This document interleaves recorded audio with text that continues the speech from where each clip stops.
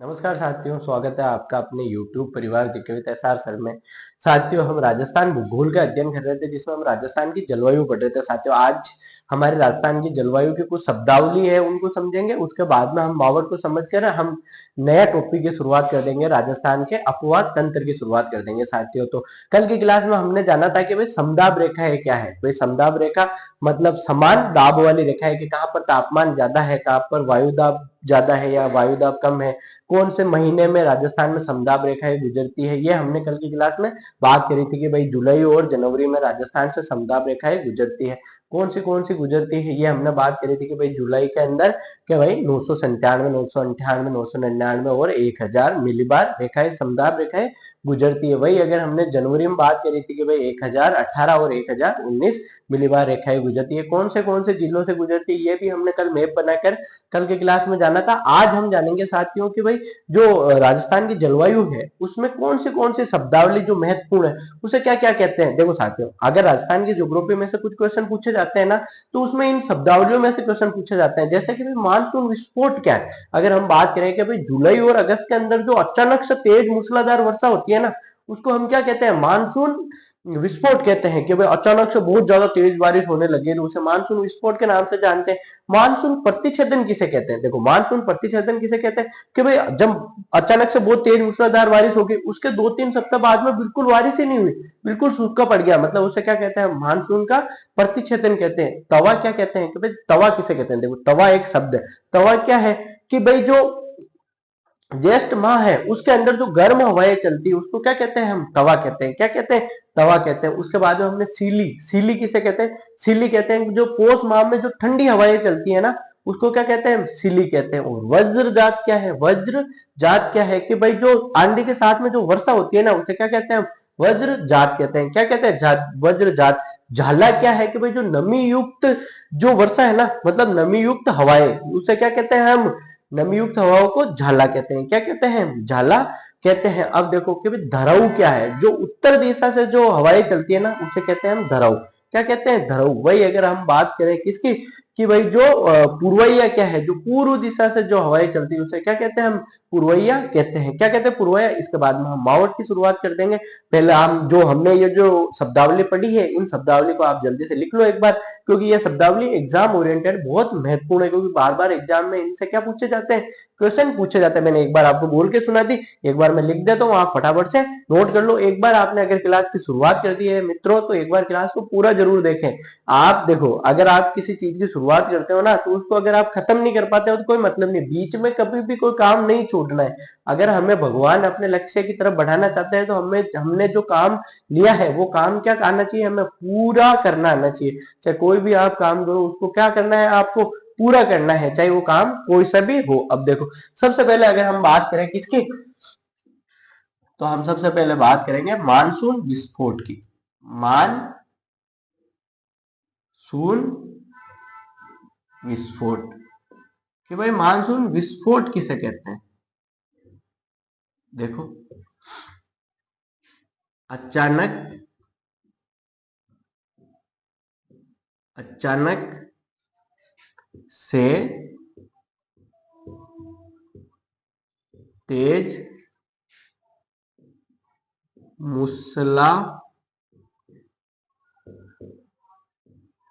मूसलाधार वर्षा का होना। यह कब होती है, अचानक से तेज मूसलाधार वर्षा? यह होती है जुलाई से अगस्त के मध्य। कब होती है ये, जुलाई से अगस्त के मध्य,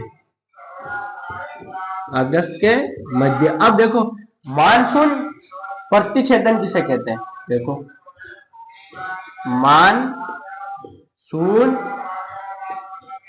प्रतिच्छेदन, मानसून प्रतिच्छेदन किसे कहते हैं। देखो, अचानक मूसलाधार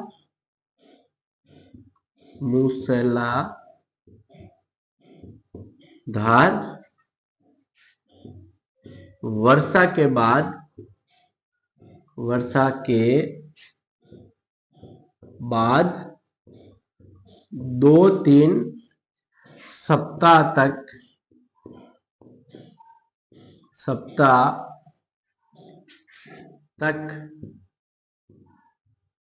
वर्षा का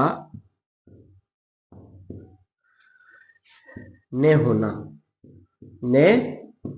ये कब होता है? ये अगस्त से सितंबर के मध्य होता है। कब होता है ये? अगस्त से सितंबर के मध्य। ठीक है। अगर हम बात करें तवा की, किसकी बात करें? तवा। देखो तवा किसे कहते हैं? ज्येष्ठ माह में चलने वाली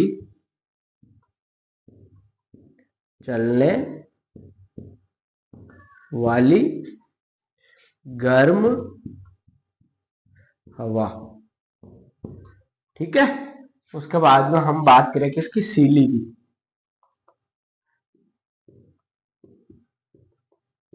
सीली पोष माह में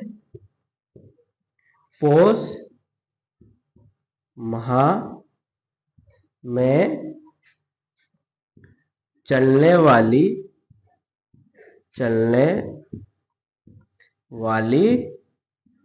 ठंडी हवा के कौन से माह में? पोष माह में चलने वाली ठंडी हवा। इसके बाद में देखो धराऊ। देखो उत्तर दिशा से चलने वाली हवाएं। उत्तर दिशा से चलने वाली हवाएं। उत्तर दिशा से चलने वाली हवाएं। लिखो इनको जल्दी से। इसके बाद में हम आगे बात करते हैं। देखो मानसून विस्फोट किसे कहते हैं? कि भाई अचानक से तेज मूसलाधार वर्षा को होना, उसे क्या कहते हैं? हम मानसून विस्फोट कहते हैं। क्या कहते हैं? मानसून विस्फोट कहते हैं। वही मानसून प्रतिच्छेदन किसे कहते हैं? कि भाई अचानक से मूसलाधार वर्षा के बाद 2-3 सप्ताह तक वर्षा ही नहीं होती है, उसे क्या कहते हैं? हम मानसून का प्रतिच्छेदन कहते हैं। और तवा किसे कहते हैं? कि भाई ज्येष्ठ माह में जो चलने वाली गर्म हवा है उसे हम क्या कहते हैं? तवा कहते हैं। वही बात करें भाई सीली के, पोष माह में चलने वाली ठंडी हवा उसे क्या कहते हैं? सीली। अब आपने बताया कि आपने जब आप गांव में होते हो तो याद नहीं बोले कि बेटा सीली लाग जाए ओढ़ ले। सीली क्या होती है? वही सीली जो पोष माह में ठंडी ठंडी हवाएं चलती है ना, कि बदन ठंड लाग जाए, बीमार हो जाए, जैन बार में फोड़ू। ठीक है। तो पोष माह में चलने वाली ठंडी हवा। धराऊ क्या है? कि उत्तर दिशा में चलने वाली हवाएं। उत्तर दिशा से जो हवाएं चलती है उसे क्या बोलते हैं? हम धराऊ बोलते हैं। लिखो जल्दी से, इनको लिखो, फिर आगे बात करते हैं हम इसके। आ रहा है समझ में? राजस्थान ज्योग्राफी में साथियों देखो, आपको एक एक चीज समझ में आनी बहुत ज्यादा जरूरी है।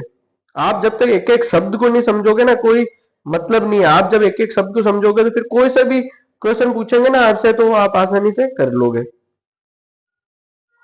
अब जब हम वो पढ़ेंगे ना राजस्थान का अफवाह तंत्र, उसमें हम उसको पूरी की पूरी नदियों को ट्रिकों के माध्यम से याद करेंगे। एक एक नदी को हम ट्रिक के माध्यम से याद करेंगे। मतलब आप कोई भी चीज भूल क्या जाओ, मैं आपको रटा दूंगा सारी की सारी चीजें। एक एक चीज मैं आपको रटाऊंगा, चाहे कुछ भी हो जाए, मैं सारा का सारा पूरा का पूरा मैटर आपको रटा दूंगा। आ गया समझ में? लिख लिया? देखो मानसून विस्फोट कैसे किसे कहते हैं? कि अचानक से तेज मूसलाधार वर्षा का होना क्या कहलाता है? मानसून विस्फोट। ये कौन से महीने में होता है?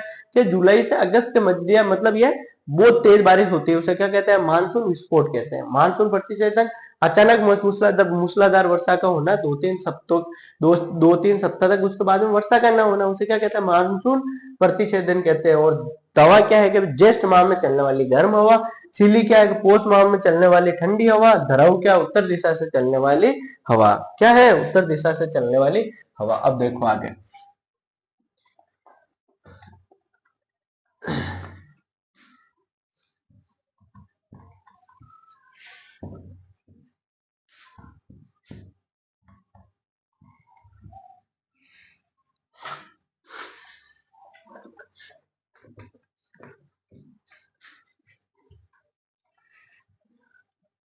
अब देखो आगे,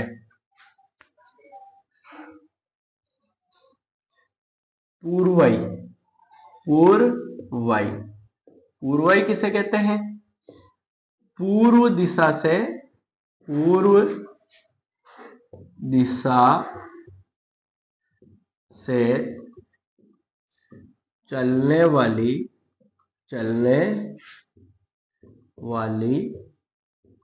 मानसूनी हवाएं। कौन सी दिशा से? पूर्व दिशा से चलने वाली मानसूनी हवाएं। अब देखो, व्रजात। व्रजात ये क्या है? आंधी। आंधी के साथ होने वाली वर्षा। आंधी के साथ जो वर्षा होती है उसे क्या कहते हैं? आंधी के साथ होने वाली वर्षा, उसे क्या कहते हैं? व्रजात कहते हैं। क्या कहते हैं? व्रजात कहते हैं। अब देखो, अक्टूबर हीट।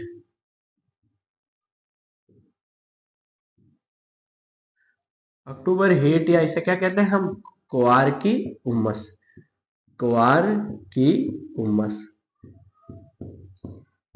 ये क्या है? अक्टूबर हीट या क्वार की उमस क्या है? कि भाई वर्षा के बाद, वर्षा के बाद अचानक से, अचानक से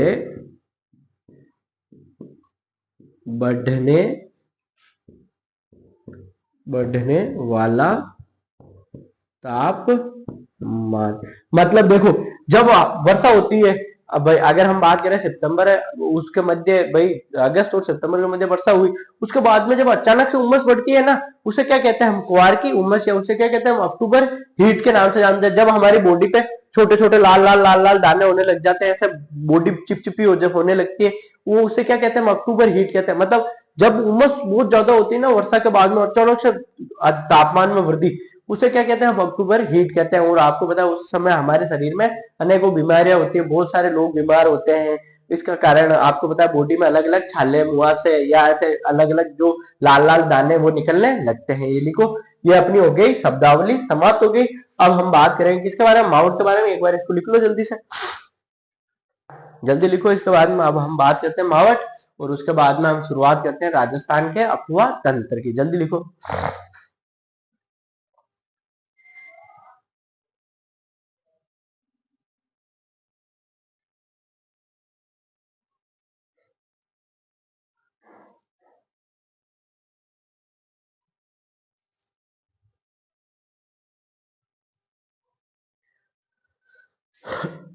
लिख लिया? एक और लिख लो, इसमें एक झाला बाकी रहेगी अपना, झाला। नमी युक्त हवा। नमी युक्त हवा, लिख लिया? देखो, पूर्वाई क्या है कि भाई पूर्व दिशा से चलने वाली मानसूनी हवाएं, उसे क्या कहते हैं हम? पूर्वाई कहते हैं। व्रजात क्या है कि आंधी के साथ होने वाली वर्षा को क्या कहते हैं? व्रजात कहते हैं। अक्टूबर हीट या कुआर की उमस क्या है कि वर्षा के बाद अचानक से बढ़ने वाला तापमान, उसे क्या कहते हैं हम? अक्टूबर हीट या कुआर की उमस कहते हैं। झाला क्या है कि भाई नमी युक्त हवा है। क्या है? नमी युक्त हवा है। अब देखो, अब हम बात करते हैं किसके बारे में? मावट के बारे में। देखो, और इसी के साथ में हमारी राजस्थान की जलवायु क्या हो जाएगी? समाप्त हो जाएगी साथियों।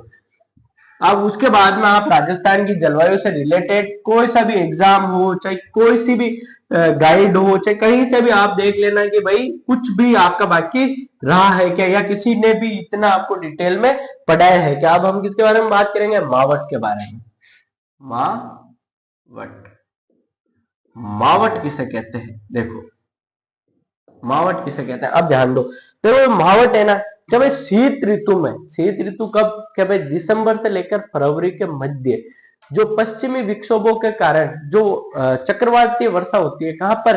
क्या भाई जो पश्चिमी राजस्थान है वहां पर, जम्मू कश्मीर, हरियाणा, पंजाब, गुजरात, यहाँ पर जो वर्षा होती है उसे हम क्या कहते हैं, मावठ कहते हैं। मावठ कहाँ से, मावठ की वर्षा मतलब अगर हम बात करें कि ये इसकी शुरुआत कहाँ से होती है, पश्चिमी विक्षोभ की, तो कहाँ से होती है, भूमध्य सागर से होती है। कहाँ से होती है, भूमध्य सागर के, वहां से देखो भूमध्य सागर में होती है। वहां पर नामक क्या है, कौन सी, शीतोष्ण कटिबंध से, देखो शीतोष्ण कटिबंधीय चक्रवात से होती है। किससे होती है, शीतोष्ण कटिबंधीय चक्रवात से होती है। इससे सर्वाधिक वर्षा कहां पर होती है, तो इससे सर्वाधिक वर्षा होती है पश्चिमी राजस्थान में होती है। कहां पर होती है, पश्चिमी राजस्थान में होती है। तो देखो मावठ, शीत ऋतु, शीत ऋतु में, शीत ऋतु कब से, दिसंबर से फरवरी के मध्य पश्चिमी विक्षोभ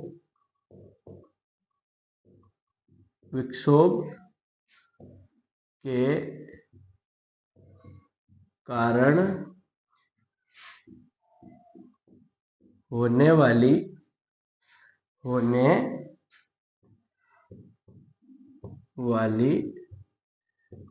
चक्रवातीय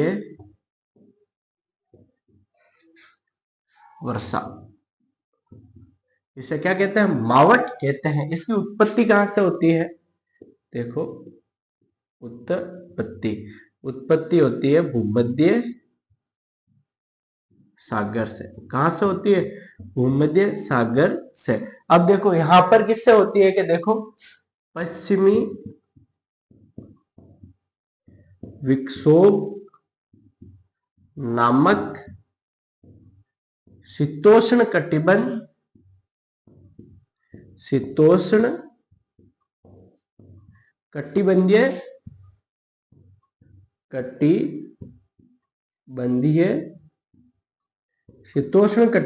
चक्रवात से, किससे, शीतोष्ण कटिबंधीय चक्रवात से होती है। किससे होती है, शीतोष्ण कटिबंधीय चक्रवात से होती है। इसके ऊपर प्रभाव किसका है, देखो पश्चिमी विक्षोभ पर प्रभाव, विक्षोभ पर प्रभाव किसका है, प्रभाव पछुआ पवनों का। किसका है, पछुआ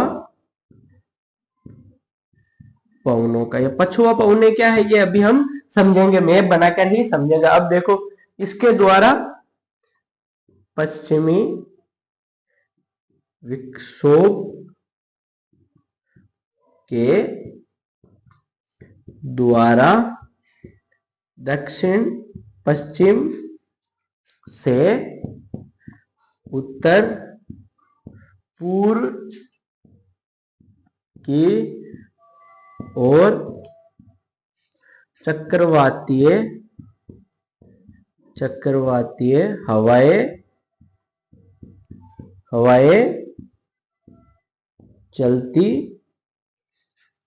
चलती है,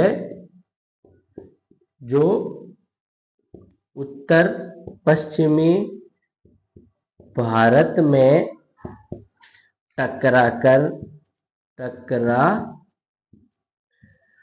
टकराकर जम्मू एंड कश्मीर, हरियाणा,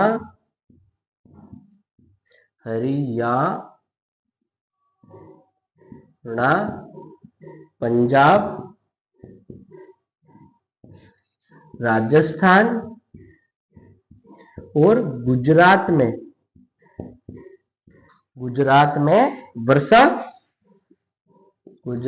वर्षा करती है। देखो इसे ही हम क्या कहते हैं, पश्चिमी विक्षोभ कहते हैं। देखो पश्चिमी विक्षोभ के द्वारा दक्षिण पश्चिम से उत्तर पूर्व की ओर जो चक्रवातीय हवाएं चलती है, वही जो उत्तरी भारत है अपना, मतलब उत्तर पश्चिमी भारत है, वहां पर टकरा कर जम्मू कश्मीर, हरियाणा, पंजाब, राजस्थान, गुजरात में वर्षा करती है। सर्वाधिक वर्षा कहां पर होती है, जो पश्चिमी विक्षोभ है इससे होती है, कहां पर, राजस्थान में होती है। लिखो इसको जल्दी से एक बार।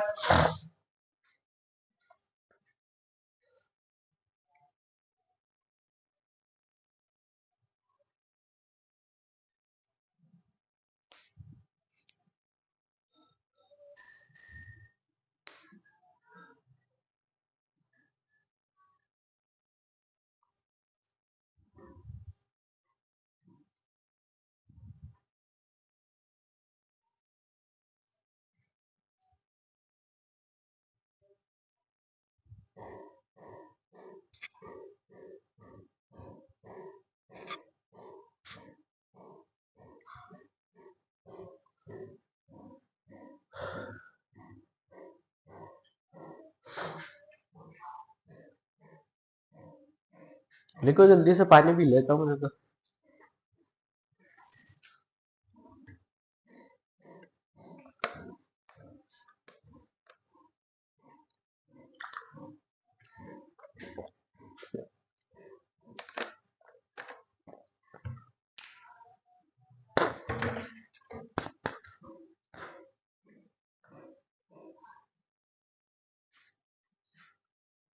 लिख लिया। अब देखो,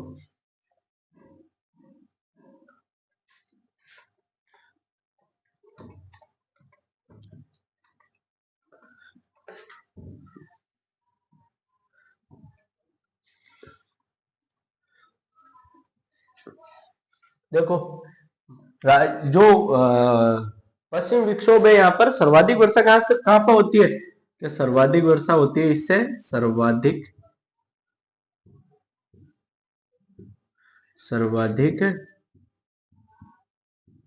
वर्षा होती है पश्चिमी राजस्थान में। कहां पर होती है, पश्चिमी राजस्थान में। इसे संज्ञा किसकी दी गई है, देखो इससे संज्ञा दी गई है सुनहरी बूंदे के नाम से इसको संज्ञा दी गई है, सुनहरी बूंदे।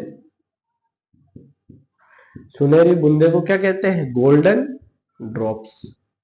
ये कई बार क्वेश्चन पूछा जाता है। क्या कहते हैं, गोल्डन ड्रॉप्स के नाम से किन्हें जाना जाता है, मावट को जाना जाता है। किसे जाना जाता है, सुनहरी बूंदे किसे कहते हैं, मावट को कहते हैं। ठीक है, ये कौन सी फसल के लिए उपयोगी है, फसल के लिए उपयोगी। कौन सी फसल के लिए उपयोगी है, रबी की फसल के लिए। क्या है ये, रबी की फसल के लिए उपयोगी है, रबी की फसल के लिए उपयोगी है। ये इसके लिए कौन सी जेट स्ट्रीम जिम्मेदार है, कौन सी जेट स्ट्रीम उत्तरदायी है, देखो उत्तरदायी है। देखो पश्चिमी उपोष्ण जेट स्ट्रीम इसके लिए क्या है, जिम्मेदार है। तो आपको ये ध्यान रखना है कि भाई जो मावट है उसमें सर्वाधिक मावट वर्षा कहाँ, मतलब पश्चिमी विक्षोभों के कारण सर्वाधिक वर्षा कहाँ पर होती है, कि पश्चिमी राजस्थान में होती है। इसे किस नाम से जानते हैं, कि जानते हैं सुनहरी बूंदे के नाम से जानते हैं। इसे क्या कहते हैं, गोल्डन ड्रॉप्स के नाम से जानते हैं। कौन सी फसल के लिए उपयोगी है, ये रबी की फसल के लिए उपयोगी है। कौन सी जेट स्ट्रीम इसके लिए उत्तरदायी है, उपोष्ण जेट स्ट्रीम, पश्चिमी उपोष्ण जेट स्ट्रीम इसके लिए क्या है, उत्तरदायी है। अब देखो अगर हम बात करें कि भाई इसकी दिशा क्या है, कि पछुआ पवनों की दिशाएं क्या है, देखो पछुआ पवनों की दिशा, पछुआ पवनों की दिशा क्या है, कि भाई दक्षिण पश्चिम से उत्तर पूर्व की ओर, उत्तर पूर्व की ओर दिशा है। किसकी, पछुआ पवनों की दिशा है। लिखो इसको जल्दी से एक बार, फिर हम इसको मैप बनाकर पछुआ पवनों को और इनको समझते हैं। जल्दी लिखो एक बार।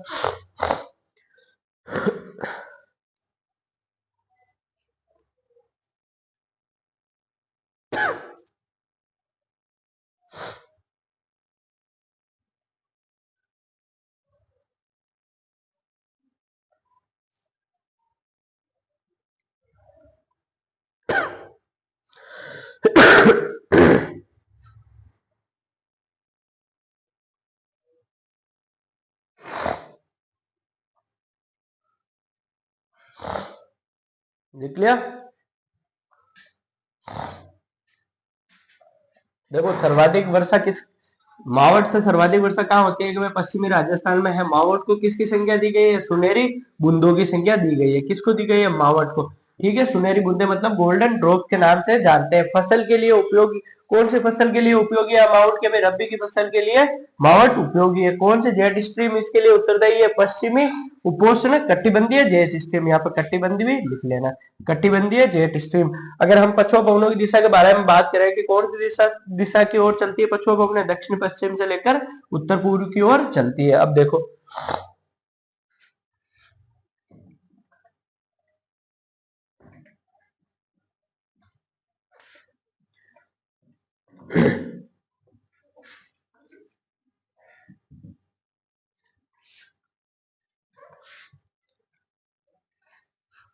ठीक है, ये अपनी पृथ्वी आ गई।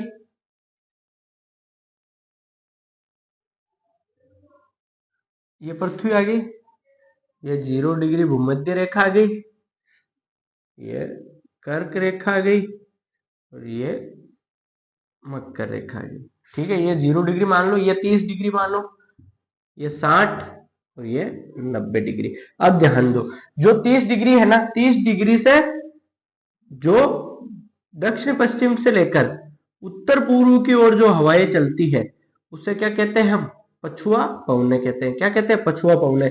और जो 30 डिग्री से जो किधर से उत्तर पश्चिम से लेकर जो दक्षिण पूर्व की ओर चलती है उसे क्या कहते हैं? हम व्यापारिक पवने कहते हैं। क्या कहते हैं? व्यापारिक पवने कहते हैं। तो पछुआ पवने ये रही, पछुआ पवने।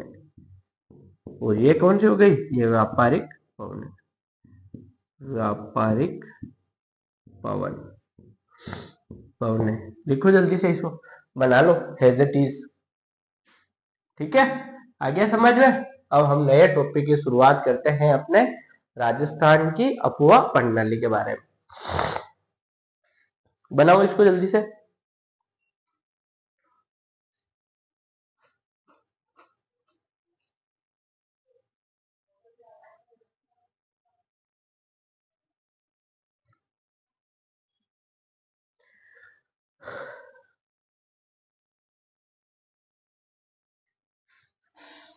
लिख लिया? चलो भाई, ये अपनी होती है राजस्थान की जलवायु समाप्त। और आज से हम नया टॉपिक शुरू करने वाले हैं। कौन सा? राजस्थान का अफवाह तंत्र। हेडिंग डालो, राजस्थान का अफवाह तंत्र। लिखो,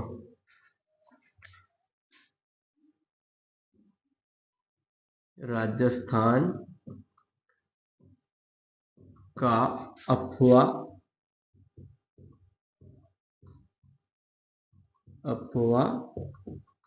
तंत्र। राजस्थान का अफवाह तंत्र। अगर हम बात करें कि भाई राजस्थान के अफवाह तंत्र को हमने कितने भागों में बांटा है, तो हमने 3 भागों में बांटा है। एक तो देखो, पहला अंत्य प्रवाह तंत्र, अंत्य प्रवाह तंत्र। दूसरा है अरब सागरीय,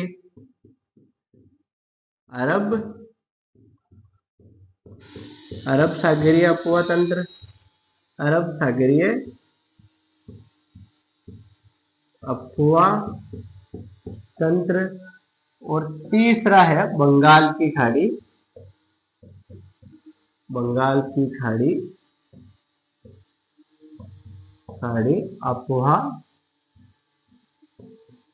अफवाह तंत्र। अब देखो कि भाई अंत्य प्रवाह तंत्र किसे कहते हैं? अरब सागरीय और बंगाल की खाड़ी। इन्हें क्या क्या कहते हैं? जो नदियां अपना जल कहां लेके जाती है? अरब सागर में लेके जाती है, उसे अब अरब सागरीय अफवाह तंत्र कहते हैं। जो नदियां बंगाल की खाड़ी में लेके जाती है उसे क्या कहते हैं? बंगाल की खाड़ी अफवाह तंत्र कहते हैं। और जो नदियां इन दोनों जगह नहीं ले जाती है जल अपना, वो उसे क्या कहते हैं? हम अंत्य प्रवाह अफवाह तंत्र कहते हैं। क्या कहते हैं? अंत्य प्रवाह अफवाह तंत्र कहते हैं। अंत्य अफवाह तंत्र, अंत्य प्रवाह तंत्र। हाँ, अंत्य प्रवाह तंत्र भी लिख लो, कोई भी लिख लो। अब देखो, अगर इनका प्रतिशत की बात करें कि भाई राजस्थान में अंत्य प्रवाह तंत्र कितने प्रतिशत भाग अपने पास में रखती है नदियां, मतलब 60% नदियां है, तो राजस्थान में कौन सी पाई जाती है? जो अंत्य प्रवाह तंत्र की है। कितने प्रतिशत नदियां? 60% नदियां अंत्य प्रवाह तंत्र की है।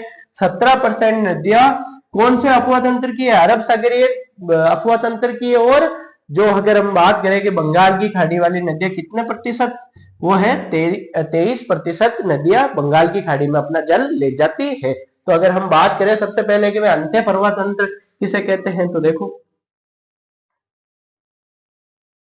जो नदियां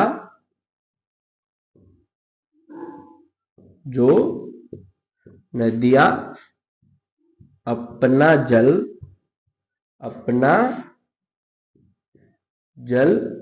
ना तो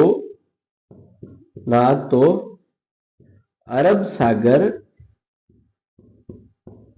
अरब सागर और ना ही ना ही बंगाल की खाड़ी, बंगाल की खाड़ी में अपना जल, देखो जो नदियां अपना जल ना तो अरब सागर में और ना ही बंगाल की खाड़ी में जल, बंगाल की खाड़ी में जल नहीं ले जाती है, उसे क्या कहते हैं हम? अंत्य प्रवाह तंत्र कहते हैं। अब एक बार इसको लिखो जल्दी से, इसके बाद में हम अंत्य प्रवाह तंत्र की शुरुआत करते हैं। एक दो नोट लिख लो इसमें, देखो नोट लिखो पहले। अरावली को क्या कहते हैं हम? अरावली, अरावली, अरावली को राजस्थान की, राजस्थान की जल विभाजक, जल विभाजक, जल विभाजक रेखा कहा जाता, कहा जाता है। अब देखो अगर हम बात करें कि भाई मेरू किसे कहते हैं, मेरू, मेरू किसे कहते हैं? अरावली को मेरू कहते हैं। क्या कहते हैं? अरावली को मेरू कहते हैं। वही अगर हम मरु की बात करें कि भाई मरु किसे कहते हैं, तो मरु कहते हैं मरुस्थल को। किसको कहते हैं? मरुस्थल को। ये सब एग्जाम में, बहुत सारे एग्जाम में पूछे जाते हैं साथियों। और माल किसे कहते हैं? माल कहते हैं दक्षिणी पूर्वी पठार को क्या कहते हैं? माल कहते हैं। क्या कहते हैं? माल कहते हैं। लिखो इसको जल्दी से। आदित्य पर्वतंत्र की नदियां राजस्थान में कितने प्रतिशत है? 60%। अरब सागरीय वाली 17% और 17%, और बंगाल की खाड़ी वाली 23%। अब देखो कि भाई जो नदियां अपना जल ना तो अरब सागर में ले जाती है और ना ही बंगाल की खाड़ी में ले जाती है, उसे क्या कहते हैं हम? अंत्य पर्वतंत्र कहते हैं। इसको हटा ही दो, ये लाइन ही हटा दो, यही लिख लो आप तो। ये हो गया यहीं पे, ये नहीं लिखने की क्या जरूरत है? ठीक है। जो नदी अपना जल ना तो अरब सागर में ले जाती है और ना ही बंगाल की खाड़ी में, उसे क्या कहते हैं हम? अंत्य प्रवाह तंत्र कहते हैं। उसे लिख लो, उसे अंत्य प्रवाह तंत्र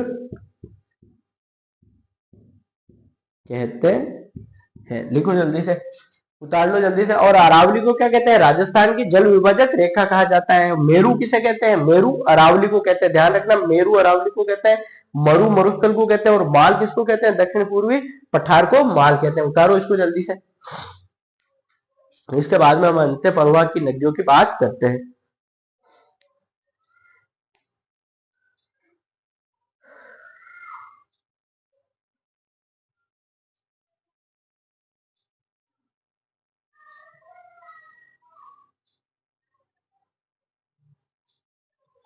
जल्दी लिखो।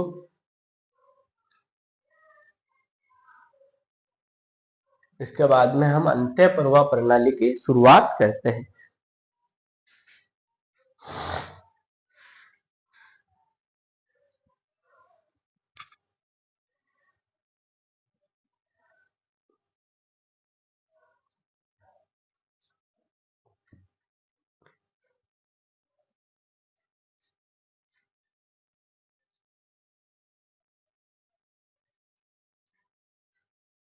लिख लिया?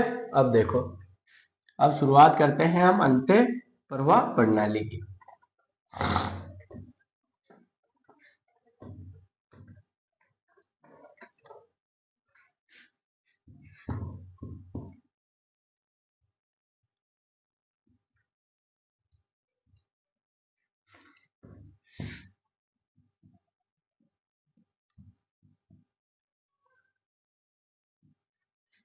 हेडिंग डालो, अंत्य प्रवाह प्रणाली।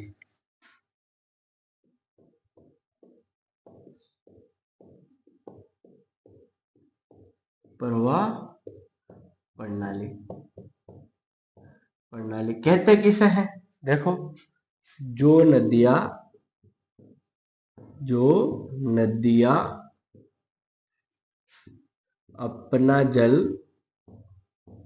अपना जल ना तो अरब सागर में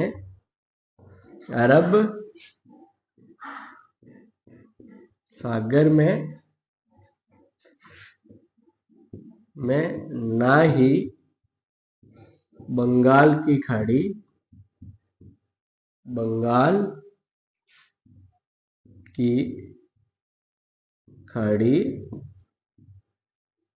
में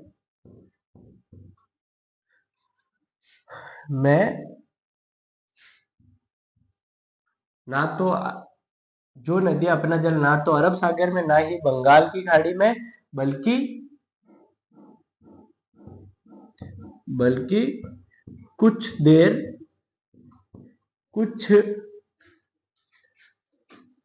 दूरी बाद धरातल में विलीन हो जाती है मतलब विलुप्त हो जाती है धरातल के अंदर ही। यह राजस्थान का 60% अपवाह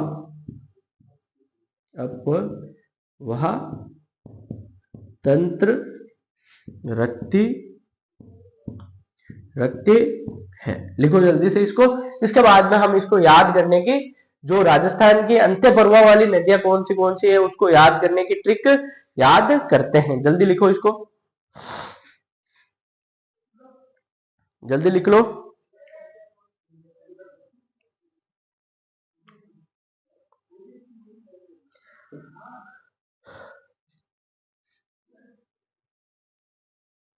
जल्दी लिखो इसको, जल्दी लिख लो, फिर हम आगे बात करते हैं।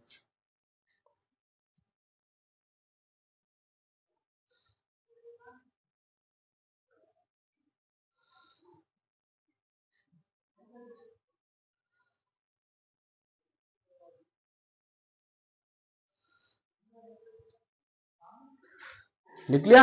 अब देखो इसको याद, अंत्य पर्वा प्रणाली की याद करने की नदियों की ट्रिक।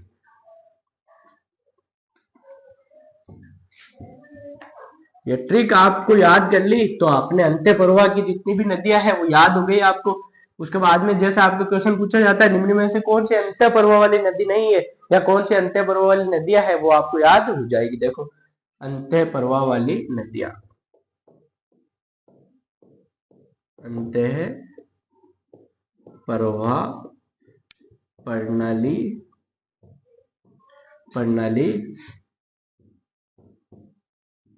की नदियां। अब देखो याद करो ट्रिक। काका में रूपा के साथ रूपनगढ़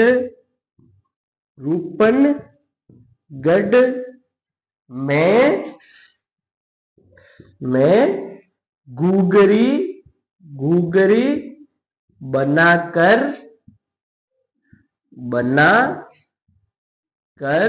खा लूंगा। क्या खा लूंगा? गुगरी बनाकर खा लूंगा। जो ब्याह शादी में गुगरी नहीं बनती है, तो मैंने बोला कि काका में रूपा के साथ में क्या रूपनगढ़ में गुगरी बनाकर क्या कर लूंगा? खा लूंगा। तो अब देखो का से कातली,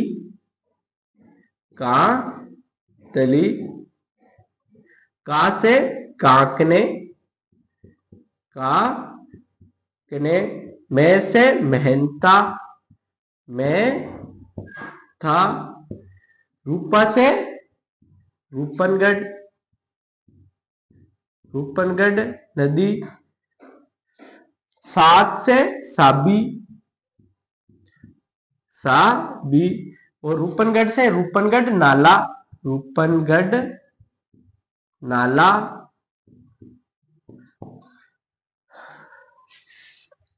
घूघरी से घग्गर, घग्गर। बना से देखो पश्चिमी बनास, बनास। और बाणगंगा, और बाण गंगा। खा से खारा नाला, खा से खारा नाला। ये हो गई अपनी सारी की सारी नदियां। और लू से लूणी, लू से लूणी नदी। ये हो गई अपनी कौन सी, ये हो गई अंत्य प्रवाह तंत्र की सारी नदियां। एकदम ट्रिक के साथ में याद करो। काका में रूपा के साथ रूपनगढ़ में घूघरी बनाकर खा लूंगा। का से कातली, का से काकने, मैं से मेनता, रूपा से रूपनगढ़, सा से साबी, रूपनगढ़ से रूपनगढ़ नाला, घूघरी से घग्गर, बना से बाणगंगा और पश्चिमी बनास, खा से खारा नाला, लू से लूणी। ये सारी की सारी नदियां हो गई अपनी अंत्य प्रवाह प्रणाली की नदियां। लिखो जल्दी से, हो गई याद, आसानी से याद कर लो। ये याद करोगे जब ही आपके काम आएगी। लिखो जल्दी से, आया समझ में? जल्दी से उतारो इसको, छाप लो।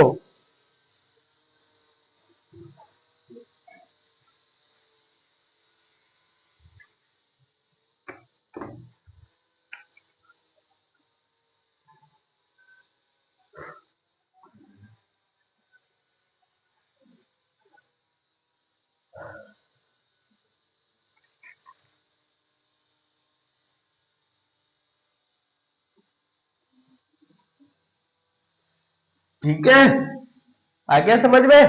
तो आज के लिए हम करेंगे इतना ही। जब तक अपने ख्याल रखें, बड़ों का सम्मान करें, छोटों को प्यार दें और अपना व्यक्तित्व इस प्रकार से विकसित करें कि महिलाएं आपके साथ में सुरक्षित महसूस करें। साथियों जय हिंद। आशा करता हूँ आपको समझ में आया होगा।